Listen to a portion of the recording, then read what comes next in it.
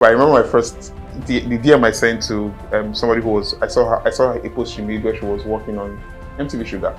I think they had even started production, and I sent them and I said to her that if she needs someone to sweep on set, that I'm available. And then she laughed and she came back and like, do you want to sweep or do you want to act? So like, please, I want to act.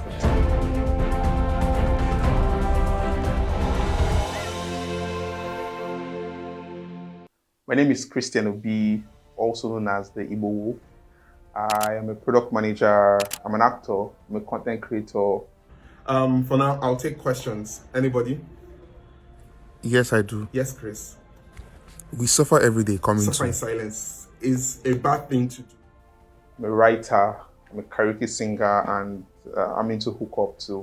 So, okay, so skit making has, looking at it just from even just being in front of camera, has been like a dream in like the four walls of my room. I'm sure my ceiling has seen a lot of it all, right? But I've always just, I think I've always been too scared to like put my own thoughts or my own creativity out there and allow people to judge, because that's practically what you do, when you put out content. It's open for judgment, for everybody to say what they need to say, like it or hate it or love it. And for years I've attempted making skits, but I only share with my friends, and everybody gets a laugh and then move on. But it was in 2020 I decided that, what, I think it was something about COVID.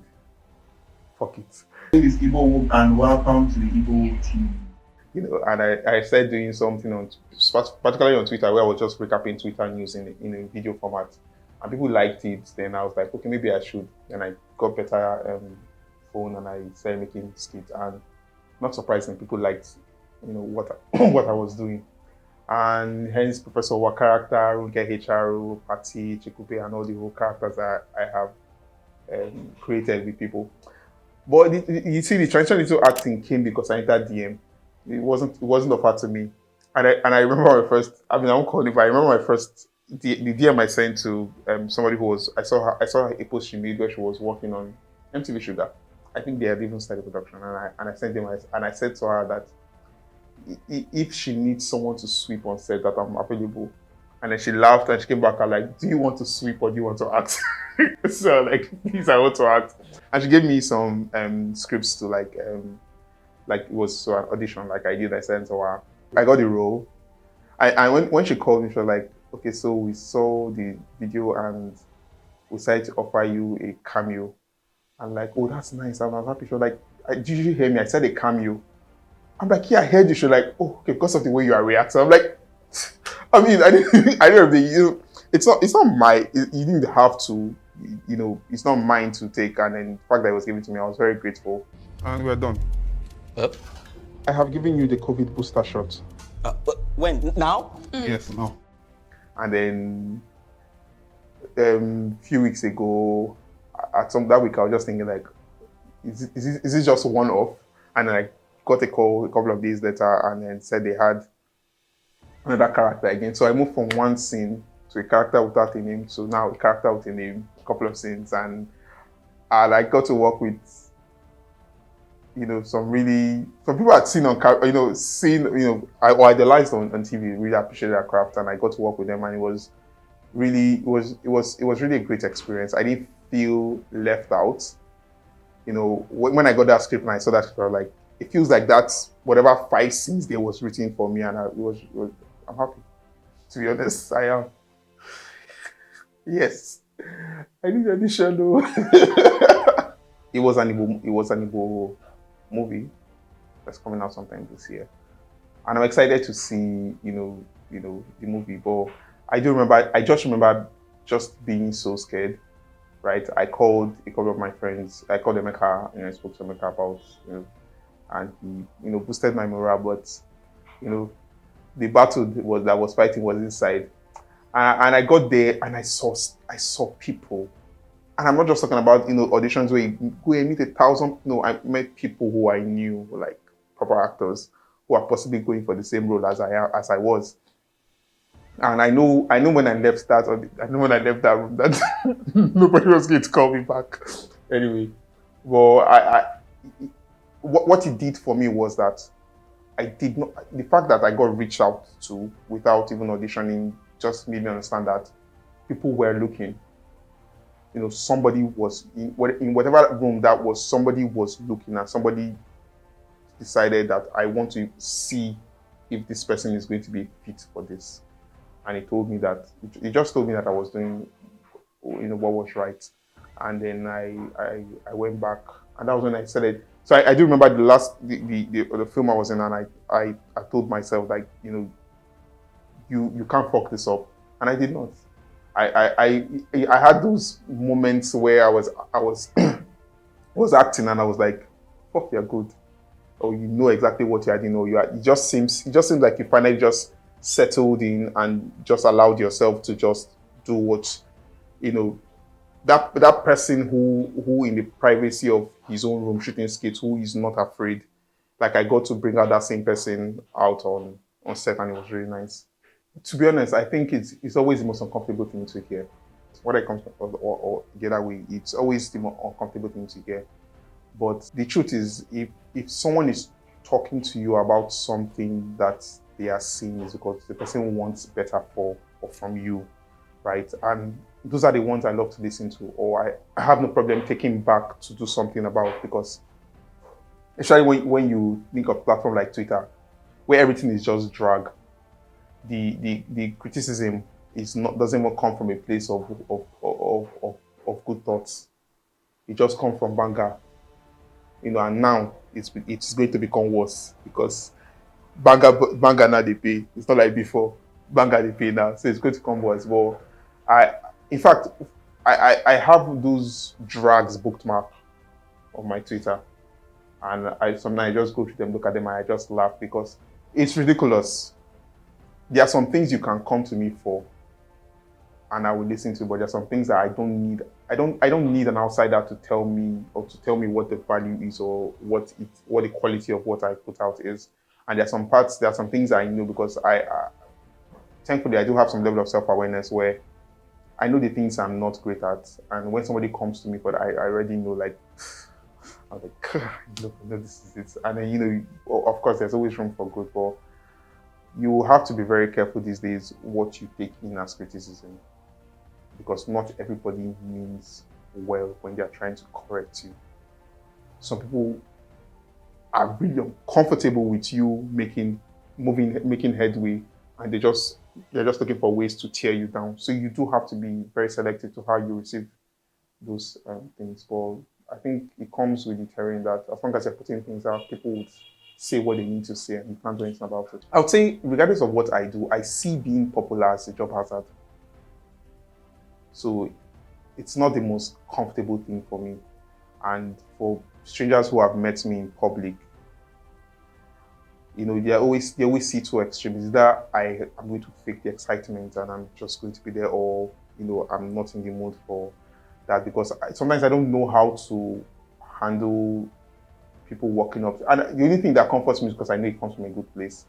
Because again, I think of when I see people who there are still people who I see, and I'm always still, starstruck and all.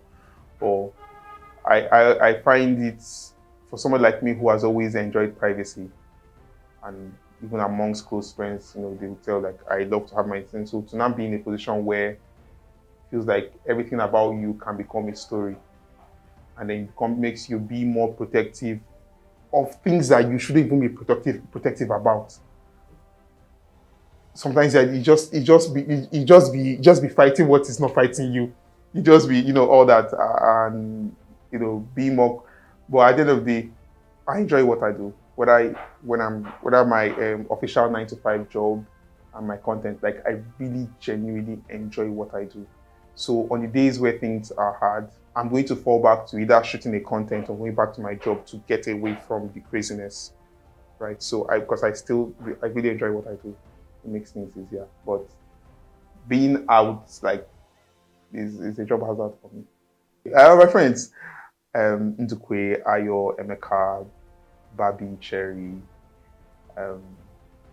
and many other people. I say my friends because I say it in this way because there are times where then I'll put out like a content, and I'll post on my WhatsApp story, and I'll give people 7 things to say.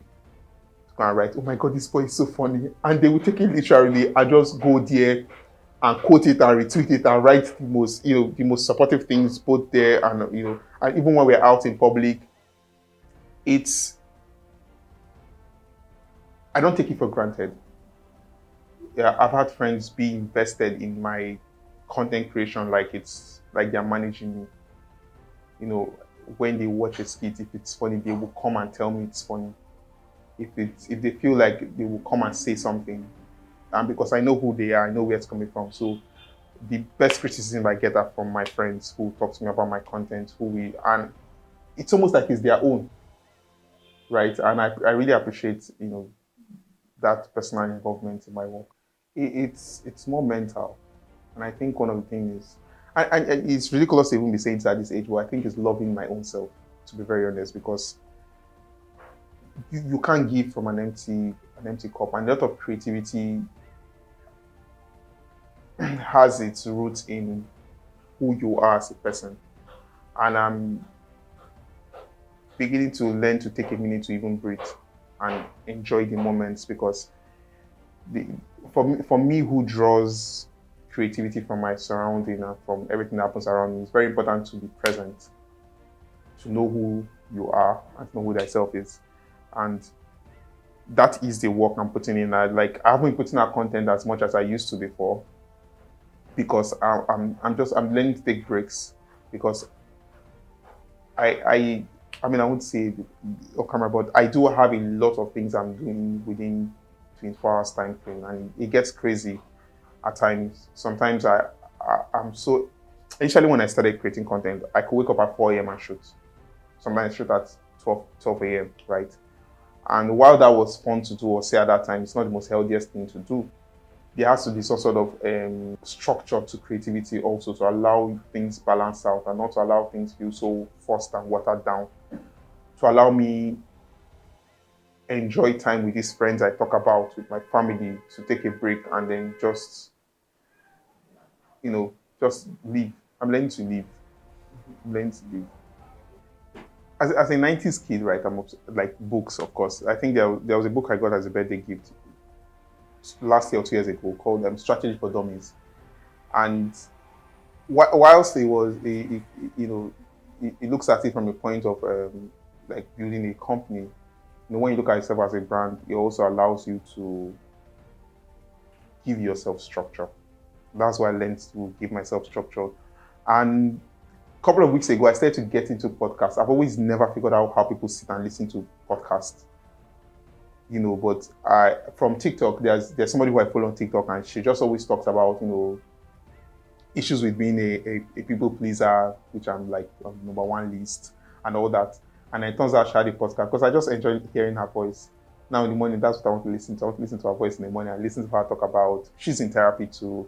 And then she just talks about those things. And sometimes, even things you know about yourself, sometimes you need reminders, those little things. So yeah, it helps me a lot.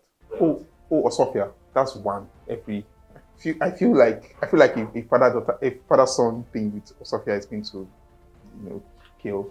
And one of them I've already gotten to work with in the movie. But with content creators, one person we're still finding the ground on how to work is live, right? We're still trying to figure out how to blend with our characters. But yeah, Lai Wasabi, Steve Chooks, OC KJ, yes, and then Gabriel Afline. Producers, I've worked with one of them already. I want to work with Dami.